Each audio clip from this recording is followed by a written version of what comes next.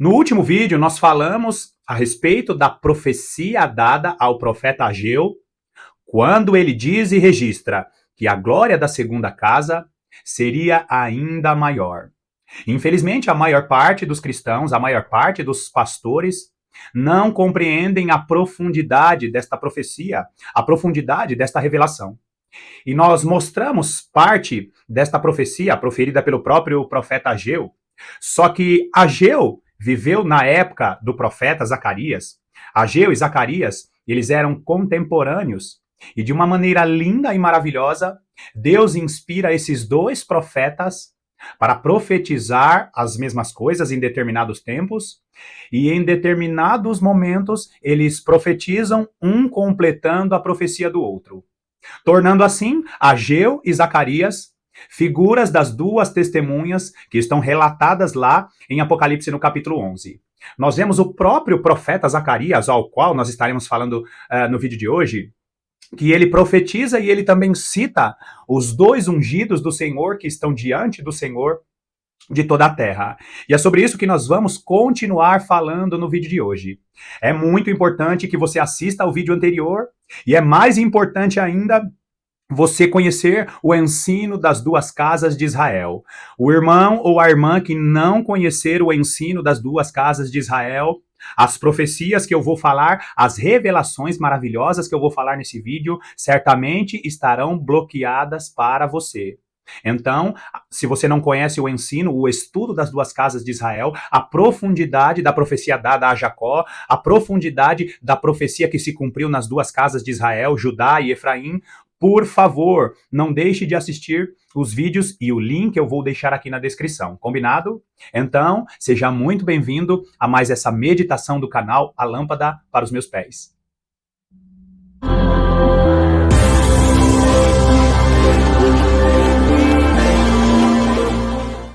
Então, a profecia dada ao profeta Ageu foi essa. Ageu, capítulo 2, vamos ler apenas o versículo 9, que diz assim: a glória desta última casa será maior do que a da primeira, diz o Senhor dos Exércitos, e neste lugar darei a paz, diz o Senhor dos Exércitos. No vídeo anterior eu expliquei o que significa isso, assista ao vídeo anterior, mas para contextualizar esse vídeo aqui, nós precisamos entender esta fala nessa profecia dada ao profeta Ageu. Ele fala que a glória desta última casa. O que seria esta última casa? Esta última casa foi a restauração que o nosso Senhor Jesus Cristo fez quando ele morre na cruz do Calvário, quando ele ressuscita e habilita judeus e gentios a andarem juntos como as duas casas de Israel, que futuramente se tornariam as duas testemunhas do Senhor. Quando nós ressuscitarmos dos mortos, nós teremos a glória de Deus em nossos corpos. É por isso que o texto diz que a glória desta última casa será ainda maior. O texto continua dizendo que neste lugar daria a paz. E o que significa neste lugar dar a paz? Quando Jesus Cristo voltar, retornar a essa terra, porque ele vai voltar a esta terra para reger as nações, e a igreja, sendo reis e sacerdotes do Senhor, estarão governando essa terra com Jesus. Quando ele voltar a essa terra, ele vai promover a paz, vai se cumprir literalmente a profecia que fala que o nosso Senhor Jesus Cristo é o príncipe da paz.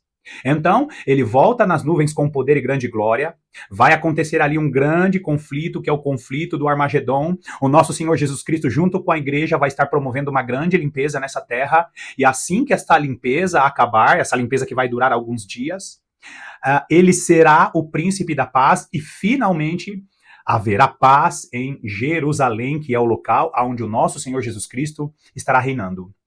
Então, queridos, nós precisamos entender que esta profecia, ela é uma profecia muito mais profunda do que a maior parte dos pastores ensinam ou pregam neste tempo.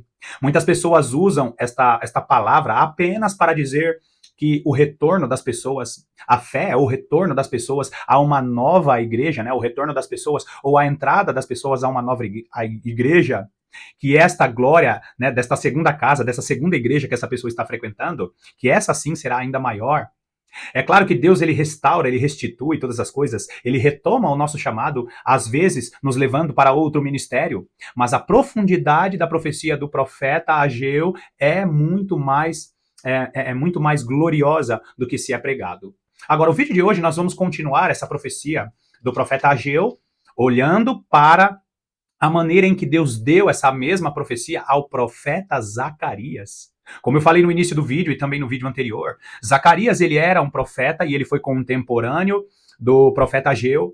Eles profetizaram ali no tempo de Zorobabel e Zorobabel foi o homem responsável, né, pela construção do templo, né, um dos templos mais famosos da história de Israel, é o templo construído por Zorobabel.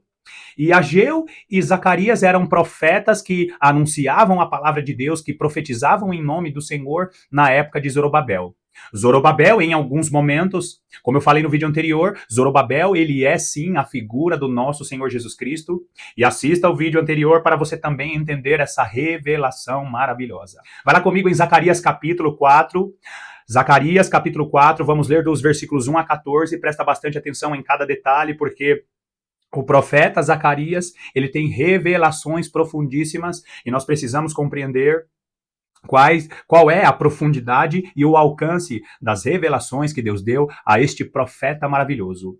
Zacarias capítulo 4, vamos ler a partir do versículo 1, que diz assim: Tomou o anjo que falava comigo e me despertou. Tornou o anjo que falava comigo e me despertou. Como a um homem que é despertado do seu sono e me perguntou. Presta atenção nisso.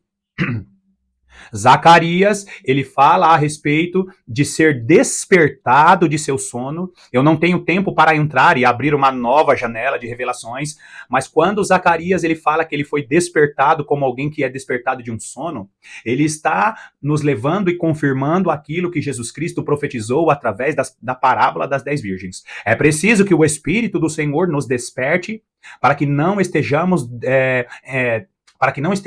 dormindo espiritualmente, para que não estejamos sonolentos espiritualmente ao ponto de não poder discernir as coisas espirituais que estão acontecendo. Lembra que as 10 virgens, elas acabam dormindo? Então, o profeta Zacarias é despertado pelo Espírito do Senhor como se ele estivesse dormindo. Olha o versículo 2. E me perguntou, que vês? Respondi, olho e eis um candelabro todo de ouro. Presta atenção que candelabro representa a igreja do nosso Senhor Jesus Cristo. Respondi, olho e eis um candelabro todo de ouro, e um vaso de azeite em cima com as suas 7 lâmpadas, e 7 tubos, um para cada uma das lâmpadas que estão em cima do candelabro. Primeiro, o texto fala sobre candelabro. O Apocalipse no capítulo 1 vai falar que o candelabro ou castiçal representa a igreja, só que este candelabro é um candelabro de ouro. Fala de uma igreja de origem real, uma igreja que recebeu uma autoridade especial, e essa igreja, ela tem as suas 7 lâmpadas. As 7 lâmpadas que são recipientes que vão receber os 7 Espíritos de Deus que representam o ápice, a plenitude do poder do Espírito do Senhor sobre a igreja para o tempo do fim. Você lembra, na figura do tabernáculo, que este candelabro era a única peça do tabernáculo que iluminava todo aquele tabernáculo? Agora, olha só o que ele diz. Ele fala sobre essas 7 lâmpadas e 7 tubos, um para cada uma das lâmpadas que estão em cima do candelabro. Então tinha ali tubinhos que abasteciam este candelabro, e esses tubinhos, eles tinham ali um vaso de azeite, né? O azeite sendo transferido para o candelabro. Continua aí na leitura, olha o versículo 3. Junto a este, 2 oliveiras, uma à direita do vaso de azeite e a outra à esquerda. Presta atenção, eu vou colocar aqui uma figura semelhante a essa visão do profeta Zacarias, para você entender o que estava acontecendo e a visão que ele estava tendo. Versículo 4. Então perguntei ao anjo que falava comigo, meu senhor, que é isto? Respondeu-me o anjo que falava comigo, não sabes tu que é isto? Respondi, não, meu senhor. Versículo 6. Prosseguiu ele e me disse, esta é a palavra do Senhor a Zorobabel. Presta atenção aqui, que nesta mensagem, nesta revelação, Zorobabel, ele é colocado como uma figura importante, uma figura que representa aquele que edifica o templo do Senhor. Lembra as palavras do nosso Senhor Jesus Cristo? Sobre esta pedra, sobre a revelação que Jesus Cristo é o Filho de Deus, edificarei a minha igreja. De uma maneira profética, de uma maneira apenas simbólica, Zorobabel representa o nosso Senhor Jesus Cristo, aquele que edificou o templo, edificou a igreja. Mas lembre-se, a glória da segunda casa será ainda maior. Versículo 6. Prosseguiu ele e me disse: esta é a palavra do Senhor a Zorobabel, não por força nem por poder, mas pelo Espírito, mas pelo meu Espírito, diz o Senhor dos Exércitos. Olha o versículo 7. Quem és tu, ó grande monte? Diante de Zorobabel será uma campina, porque ele colocará a pedra de remate em meio a aclamações. Haja graça para ela. Primeiro, ele fala que esta palavra é direcionada para Zorobabel. Zorobabel não é por força. Você lembra na época de Jesus, quando os discípulos, inclusive, existe aí estudos que falam que até o discípulo Judas, um dos motivos dele ter se desviado, além de ele ser um homem maligno, um dos motivos dele ter se desviado é que eles pensavam que Jesus Cristo, naquela época, promoveria ali um assalto, né, que ele entraria como um rei literal e dominaria todo Israel, libertaria Israel das mãos de Roma, só que na realidade, no início de todas as coisas, não era por força, não seria um governo que Jesus Cristo não iniciaria tomando o governo à força. Primeiro, Jesus Cristo morre na cruz do Calvário, ressuscita dos mortos e derrama o Espírito Santo sobre esta casa, e através do Espírito do Senhor, nós estamos estabelecendo o reino de Deus. O reino de Deus que vai sim acontecer nessa terra, vai acontecer de maneira literal, mas primeiro não é por força, mas pelo Espírito do Senhor. E o que Zorobabel e o que os perdão. E o que Zorobabel e o que os israelitas têm a ver com tudo isso? Porque toda essa construção dessa casa, da glória dessa casa que será ainda maior, começou lá com os judeus. A construção do templo, que representa a figura da construção da igreja. Esta construção, ela começou lá na época das duas casas de Israel, começou lá na época do Reino do Norte, do Reino do Sul. Então, Deus, através do que Zorobabel fez, estaria mantendo ali a linhagem do Messias através da tribo de Judá. O Messias nasceria e, como eu falei, ele morre na cruz do Calvário e habilita judeus e gentios para serem as duas testemunhas do Senhor. O versículo 7, como eu acabei de ler, fala assim: quem és tu, ó grande monte, diante de Zorobabel serás uma campina. Como eu falei, Zorobabel, ele é a figura do nosso Senhor Jesus Cristo. Quando o texto ele cita monte, ele está falando a respeito dos governos deste mundo. É como se ele dissesse: quem são vocês, ó países poderosos, ó montes de todo mundo? Quem são vocês, nações poderosas do mundo, para se levantar contra a palavra de Deus, para se levantar contra a palavra do Senhor Jesus Cristo, aquele que edifica a igreja? Zorobabel, a figura do nosso Senhor Jesus Cristo, está nos mostrando que, assim como as nações, assim como os montes dessa terra se levantaram contra a construção deste templo, vai acontecer no final dos tempos. Você lembra a profecia, se eu não me engano, é a profecia, acho que do profeta Naum, e também tem a profecia do profeta Miqueias, que fala que um homem mau, quem é este homem mau que se levanta? Quem é este homem mau que se levanta? E se levanta um de Nínive que maquina o mal contra o Senhor. Eu vou deixar a referência aqui, eu não lembro exatamente o texto, mas diz que um homem mau, um homem vil, se levanta e maquina o mal contra o Senhor.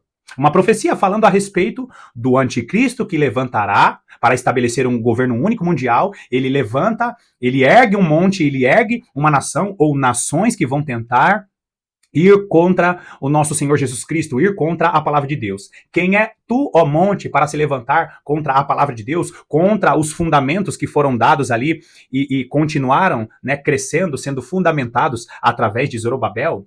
Tremenda essa revelação, uma revelação que vem ali através de Zorobabel como figura e passa a se repetir e vai acontecer do nosso Senhor Jesus Cristo. As nações vão se levantar contra a palavra de Deus. E quem são essas nações para se levantar? Um homem vil que se levanta contra o ungido do Senhor. Olha o versículo 8. Novamente me veio a palavra do Senhor dizendo: as mãos de Zorobabel lançaram os fundamentos. Queridos, olha que lindo isso. As mãos de Zorobabel lançaram os fundamentos desta casa. Mais uma vez, Zorobabel foi um homem usado para a edificação de uma casa literal, de um templo literal naquela época. Só que, Como eu falei, quem edifica a igreja do Senhor, a glória da segunda casa será ainda maior, porque Jesus Cristo é aquele que é a pedra, que é a rocha. Jesus Cristo é o fundamento desta casa, esta casa que a glória dela será ainda maior. Você entende por que Zorobabel é uma figura do nosso Senhor Jesus Cristo nesse tempo? Continua aí o versículo 9, né? As mãos de Zorobabel lançaram os fundamentos desta casa. Elas mesmas a acabarão, para que saibais que o Senhor dos Exércitos é quem me enviou a vós outros. Pois quem desprezas o dia dos humildes começos? Queridos, presta bastante atenção aqui, que o profeta ele está nos revelando exatamente isso. A grande edificação, né? A grande edificação desta casa, dessa segunda casa, que a glória será ainda maior, ela teve um começo. Um humilde começo que nós olhamos para o templo de Zorobabel, que não era um templo assim tão suntuoso. Só que, como eu falei, Zorobabel, a figura daquele que edifica a casa do Senhor, daquele que edifica a segunda casa, que tem a glória ainda maior, é um humilde começo, uma figura. Algo que começa pequeno e se torna muito grande, muito glorioso. A edificação desse templo foi muito importante porque aconteceu ali a continuação, né, da tribo de Judá. Jerusalém não foi totalmente destruída, a chama do Senhor, ainda existiam profetas que profetizavam em nome de Deus, sempre houve uma lâmpada para profetizar ao longo da história, até que chegássemos ao tempo do nosso Senhor Jesus Cristo, e Jesus Cristo, neste feito maravilhoso na cruz do Calvário, nos dá essa oportunidade de fazer parte do Israel de Deus desta segunda casa. Então, quando ele diz, pois quem despreza o dia dos humildes começos, quem vai desprezar aquilo que aconteceu na época de Zorobabel? Zorobabel começou algo que aos nossos olhos é muito pequeno, mas se tornará algo glorioso, um humilde começo que redundará em algo glorioso. Continua aí comigo. Esse alegrar-se-á vendo o prumo na mão de Zorobabel. Aqueles 7 olhos são os olhos do Senhor que percorrem toda a terra. Mais uma vez, aqui nós estamos vendo um dos atributos dos 7 Espíritos de Deus. A onipresença, o poder de Deus através da igreja que vai estar olhando em toda a terra. Os 7 olhos do Senhor representam a onipresença de Deus e a onisciência de Deus que acontece em todo mundo. O nosso Deus, através do Santo Espírito dele, consegue discernir, consegue ver todas as coisas. Os 7 olhos do Senhor que percorrem toda a terra. Olha só o versículo 11. Prossegui e lhe perguntei, quem são as 2 oliveiras, à direita e à esquerda do candelabro? Mais uma vez eu vou deixar aqui a figura. Tenta imaginar um candelabro com os 2 recipientes. Esses recipientes estão abastecendo as lâmpadas deste candelabro, só que ao lado deste candelabro tem 2 árvores ou 2 oliveiras. Presta atenção nisso, que aqui está uma revelação fundamental e você precisa entender o que significa o ensino das 2 casas de Israel, os 2 profetas do Senhor, judeus e gentios. Mais uma vez, versículo 11, prossegui e lhe perguntei, quem são as 2 oliveiras, à direita e à esquerda do candelabro? Versículo 12, tornando a falar, lhe perguntei, que são aqueles 2 raminhos de oliveira que estão junto aos 2 tubos de ouro que vertem de si azeite dourado? Olha a pergunta do profeta. O que seria essa figura dessas 2 oliveiras? O que seria essas 2 oliveiras com esses 2 raminhos que estão junto dos 2 tubos de ouro que vertem de si azeite dourado? As 2 árvores vertendo azeite e abastecendo o candelabro. Ele me respondeu, versículo 13. Ele me respondeu, não sabes que é isto? Eu disse, não, meu senhor. Então ele disse, são os 2 ungidos que assistem junto ao Senhor de toda a terra. Então, amados, aqui nós vemos o cumprimento, né? Os 2 ungidos que assistem diante do Senhor de toda a terra, cumprindo o que está escrito em Apocalipse, no capítulo 11. Olha o que diz. Apocalipse, capítulo 11, olha o que diz o versículo 4. São estas as 2 oliveiras e os 2 candeeiros que se acham em pé diante do Senhor da terra. Notou a similaridade da revelação? As 2 oliveiras que estão ali, né, posicionadas ao lado do candelabro, essas 2 oliveiras vão estar abastecendo esse candelabro. Este candelabro precisa estar iluminado para iluminar toda a terra. As 2 oliveiras são os 2 ungidos do Senhor São as duas casas de Israel, e entenda muito bem o que eu vou falar, judeus e gentios em Cristo Jesus, são as duas testemunhas, são essas duas oliveiras que vão estar abastecendo a igreja que infelizmente está apagada. Este candelabro que está apagado, este candelabro que ainda não está com as suas luzes acesas, é um candelabro que representa as virgens prudentes. É isso mesmo que você ouviu, queridos, representa. Por quê? Porque se você olhar para a parábola das 10 virgens, as virgens prudentes, elas acabam dormindo também junto com as virgens imprudentes. Só que elas ouvem esse grito dado pelas duas testemunhas e elas acordam e são iluminadas por este grito, por essa unção. Elas vão ser abastecidas, elas vão receber essa unção que virá das duas testemunhas, que são as testemunhas do Senhor que ainda estão acordadas. E por que o texto fala, né? Tanto na profecia do profeta Zacarias, quanto em Apocalipse, por que a profecia diz que esses dois ungidos do Senhor estão diante do Senhor de toda a terra? Todos aqueles que têm vida de oração, que têm vida de meditação na palavra de Deus, são aqueles que se mantêm de pé. E é muito curioso esta figura, porque para você se manter de pé diante do Senhor de toda a terra, você precisa se ajoelhar e buscar a presença de Deus. Se humilha diante do Senhor de toda a terra, para que espiritualmente você esteja em pé diante do Senhor de toda a terra. É preciso ter vida de oração, é preciso ter vida de meditação da palavra de Deus, para que você não seja aquele candelabro que tem um grande chamado, é um candelabro de ouro, mas está apagado porque não tem vida de oração. Agora você entende por que Deus levanta os dois profetas, Deus levanta as duas casas de Israel, as duas testemunhas, para iluminar a igreja, para iluminar o candelabro de ouro? Esta visão maravilhosa que o profeta Zacarias ele acaba tendo é justamente para falar que, por causa dessa unção, desse azeite dourado, a igreja será revestida de poder, a igreja estará fazendo grandes maravilhas aqui nessa terra, no período da grande tribulação, e logo em seguida, quando acontecer ali, né, todas as situações do sexto selo, em Apocalipse capítulo 6 está registrado isso, quando o sol se tornar em trevas, a lua em sangue, aí sim tudo vai ficar escuro, né?